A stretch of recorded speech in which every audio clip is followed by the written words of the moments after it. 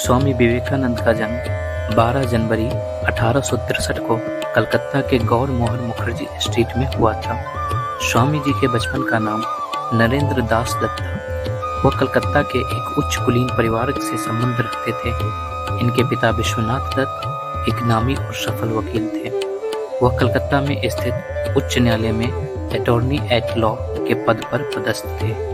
इनकी माता भुवनेश्वरी देवी बुद्धिमान व धार्मिक प्रवृत्ति की थी, जिसके कारण उन्हें अपनी मां से हिंदू धर्म और सनातन संस्कृति को करीब से समझने का मौका मिला। आइए जानते हैं स्वामी विवेकानंद जी के बचपन के बारे में। स्वामी जी आर्थिक रूप से संपन्न परिवार में पले और बढ़े। उनके पिता पाश्चात्य संस्कृति में विश्वास करते थे, इसलिए वह उन्हें अंग्रेजी भाषा और शिक्षा का ज्ञान दिलवाना चाहते थे। उनका कभी भी अंग्रेजी शिक्षा में मन नहीं लगा। बहुमुखी प्रतिभा के धनी होने के बावजूद उनका शैक्षिक प्रदर्शन औसत था। माता भुवनेश्वरी देवी एक धार्मिक महिला थी। वह नरेंद्रनाथ यानी स्वामी जी के साथ एक बाल्यकाल में रामायण और महाभारत की कहानियां सुना करती थी, जिसके बाद उनके आध्यात्मिकता के क्षेत्र में वो बढ़ते चले गए। कहानियां सुनते समय उनका मन हर्षो उल्लास से भर जाता था। रामायण सुनते सुनते बालक नरेंद्र का सरल शिशु हृदय भक्ति रस से भर जाता था। वे अक्सर अपने घर में ही ध्यान मग्न हो जाया करते थे। एक बार वे अपने ही घर में ध्यान में इतने तल्लीन हो गए थे कि घर वालों ने उन्हें जोर जोर से हिलाया, तब कहीं जाकर उनका ध्यान टूटा।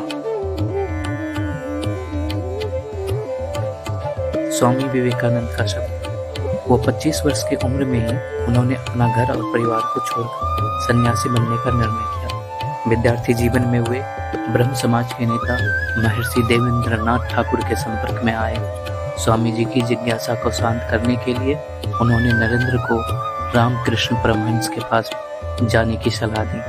स्वामी रामकृष्ण परमहंस जी दक्षिणेश्वर के काली मंदिर के पुजारी थे।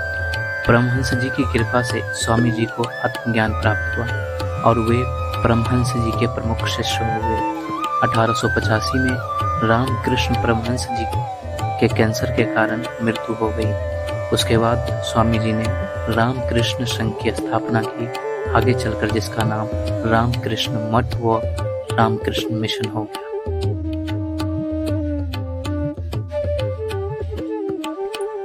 शिकागो विश्व धर्म सम्मेलन। 11 सितंबर 1893 के दिन शिकागो में विश्व धर्म सम्मेलन का आयोजन होने वाला था। स्वामी जी उस सम्मेलन में भारत का प्रतिनिधित्व कर रहे थे। जैसे ही धर्म सम्मेलन में स्वामी जी ने अपनी ओजस्विनी वाणी से भाषण की शुरुआत की और कहा, मेरे अमेरिकी भाइयों और बहनों, वैसे ही सभागार तालियों की गड़गड़ाहट से 5 मिनट तक गूंजता रहा। इसके बाद स्वामी जी ने अपने भाषण में भारतीय सनातन वैदिक संस्कृति के विषय में अपना विचार रखा, जिससे न केवल अमेरिका में बल्कि विश्व में स्वामी जी का आदर बढ़ गया। स्वामी जी द्वारा दिया गया वह भाषण भारतीय इतिहास के पन्नों में आज भी अमर है। धर्म संसद के बाद स्वामी जी 3 वर्षों तक अमेरिका और ब्रिटेन में वेदांत की शिक्षा का प्रचार प्रसार करते रहे।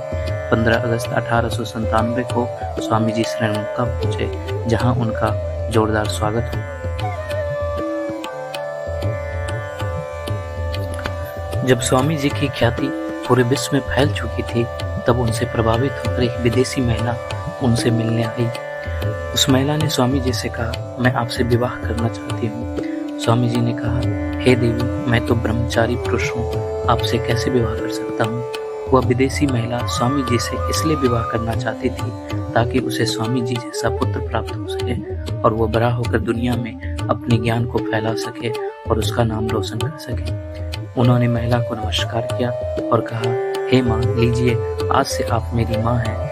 आपको मेरे जैसा पुत्र भी मिल गया और मेरे ब्रह्मचार्य का पालन भी हो गया। यह सुनकर वह महिला स्वामी जी के चरणों में गिर गई। 4 जुलाई 1902 को स्वामी जी ने बेलूर मठ में पूजा अर्चना की और योग भी किया। उसके बाद वहाँ के छात्रों को योग, वेद और संस्कृत विषय के बारे में पढ़ाया। संध्या काल के समय स्वामी जी ने अपने कमरे में योग करने गए और वह अपने शिष्यों को शांति भंग करने के लिए मना किया।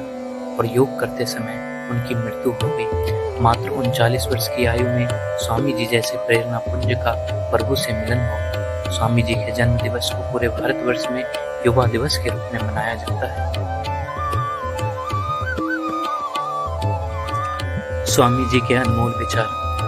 उठो जागो, स्वयं जागकर औरों को जगाओ, अपने मानव जीवन को सफल बनाओ और तब तक नहीं रुको जब तक लक्ष्य प्राप्त न कर लो।